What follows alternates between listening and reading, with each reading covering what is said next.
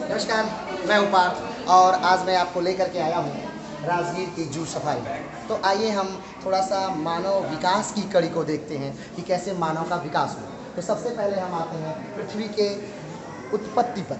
तो जब पृथ्वी का विकास सबसे सर्वप्रथम हुआ तो 4.5 बिलियन वर्ष पूर्व पृथ्वी का विकास हुआ। उस समय पृथ्वी लावा स्थिति में थी, यानी इतनी गर्म कि कुछ भी पिघल जाए। फिर पृथ्वी एक नए रूप में आई और वो लावा धीरे धीरे करके ठंडा हो रहे थे और ये समय था 3.8 बिलियन वर्ष पहले। इसके बाद एक नया युग आता है मानव इतिहास में जिसे हिमयुग कहते हैं और हिमयुग का विकास होता है 750 मिलियन ईयर एगो। उसके बाद हिमयुग धीरे धीरे नष्ट होता है और फिर गर्मी बढ़ती जाती है और पृथ्वी का निर्माण आप देख रहे हैं पृथ्वी इस तरह से बदलती जाती है। इसको अगर 3D में देखें तो इस पिक्चर को आप देख करके समझ सकते हैं कि मानव का विकास किस प्रकार से हुआ। आगे हिमयुग फिर खत्म होता है और मानव एक अनुकूलित वातावरण उसे मिलता है। अनुकूलित वातावरण में धीरे धीरे पृथ्वी हरी भरी होने लगती है और पृथ्वी पर होता है टकराव, यानी कि महाद्वीपीय प्लेट का टकराव। और उसके बाद उत्पन्न होता है पृथ्वी पर हमारे 7 महाद्वीप जो आज के समय में हैं। 7 महाद्वीपों के बनने के बाद इस पृथ्वी पर जीवन का प्रारंभ होता है और जीवन का प्रारंभ जो सर्वप्रथम हुआ वो हुआ जल में।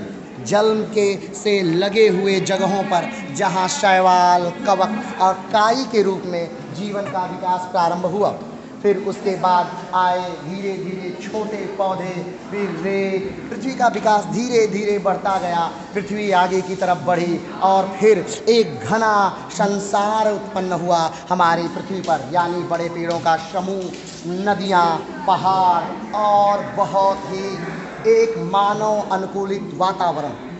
मानव अनुकूलित वातावरण में जब प्रारंभ हुआ तो कहा जाता है कि पहला जो मानव आया, यानी पहला जो व्यक्ति आया, उसे एक महिला थी, उसे लूसी कहा गया। लेकिन आप यहाँ देख सकते हैं ह्यूमन रिवोल्यूशन में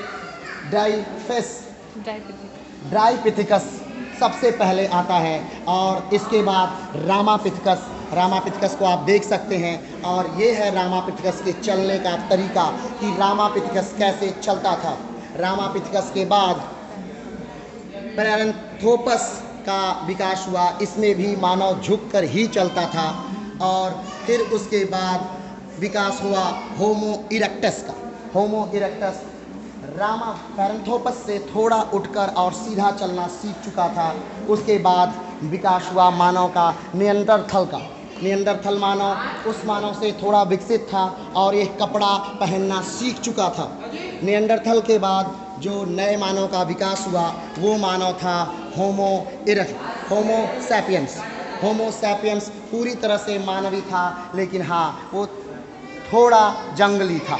लेकिन और उसके बाद जिस मानव का विकास हुआ वो मानव था मॉडर्न मैन, एक वेल मेंटेन आदमी। तो इस प्रकार था मानव के विकास का क्रम।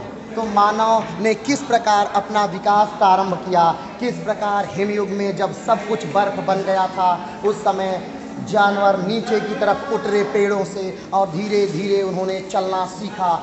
बहुत करोड़ों सालों तक जब हिमयुग नष्ट हुआ तो एक नई क्रांति आ चुकी थी विश्व में और वो क्रांति थी कि मानव जो एक बंदर था जिसका विकास अफ्रीका से प्रारंभ हुआ, अफ्रीका से प्रारंभ होकर विश्व के चारों कोनों में हर जगह फैला और धीरे धीरे उसने सभ्यता विकसित की।